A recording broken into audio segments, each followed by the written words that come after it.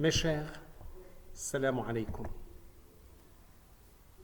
Dans ce deuxième jour du Mawlid al-Nabawi, la naissance du prophète sallallahu alayhi wa sallam, j'ai appris ce qui s'est passé hier à Nice, l'attentat de Nice, où 3 personnes innocentes ont perdu la vie. Je condamne cet acte barbare et je compatis avec la famille ou les familles des victimes. Ce qui me pousse à parler des qualités morales que le prophète sallallahu alayhi wa sallam nous a enseignées. Et aujourd'hui, je voudrais vous parler du pardon. Le prophète pardonnait. Le prophète savait pardonner à tous ceux qui lui voulaient du mal ou même qui lui faisaient du mal. Et cela durant toute sa vie. Et non pas seulement au début de la révélation, quand il n'avait pas assez de compagnons et de combattants pour le protéger, comme peuvent le prétendre certains détracteurs, mais même en étant à la tête de la plus puissante armée de la région, il a pardonné. Pardonner est un acte de cœur qui demande une grande modestie et une force de caractère.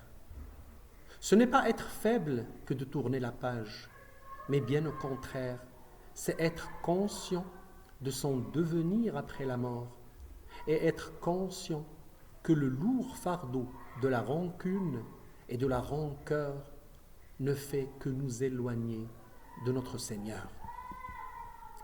Le prophète était un parfait modèle de clémence et de pardon. Et le jour de la conquête de la Mecque illustre par excellence l'importance du pardon chez le prophète. Après avoir été persécuté, humilié, chassé de la Mecque et que ses habitants aient assassiné plusieurs de ses compagnons, spolié ses biens ainsi que ceux d'autres croyants, soumis d'autres encore à la torture après que les musulmans aient été obligés de s'exiler durant 20 longues années. Et pourtant, lui, le parfait interprète du Coran, nous rappelle dans sourate Al-Hijr, pardonne de la belle manière. Fasfahi safha al-jamil. Sa miséricorde et son pardon furent encore plus grandioses lorsqu'il rentra à la Mecque en conquérant et en victorieux, alors que ceux qui auparavant l'avaient démenti et combattu étaient devenus ses proies. À ce moment, l'histoire s'arrêta pour contempler ce qu'allait faire Mohammed de ceux qui lui avaient livré bataille pendant 20 longues années. Ce jour-là, des musulmans pensèrent qu'ils allaient enfin pouvoir se venger et dire « Ce jour est un jour de lutte sanglante, de tuerie et de vengeance. » Hada yawmul malhama. Mais le prophète sallallahu alayhi wa sallam rétorqua « Non, ce jour est plutôt un jour de clémence. Hada yawmul marhama. » Ensuite, il se tint face aux vaincus en leur disant « Ô habitants de la Mecque, que pensez-vous que je vais faire de vous aujourd'hui ?»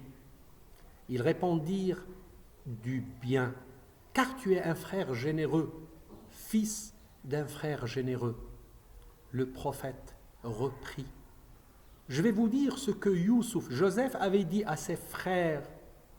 Pas de récrimination contre vous aujourd'hui. Allez-vous-en, vous êtes libres. » Je vous retrouve demain, Inch'Allah, avec une autre qualité du prophète.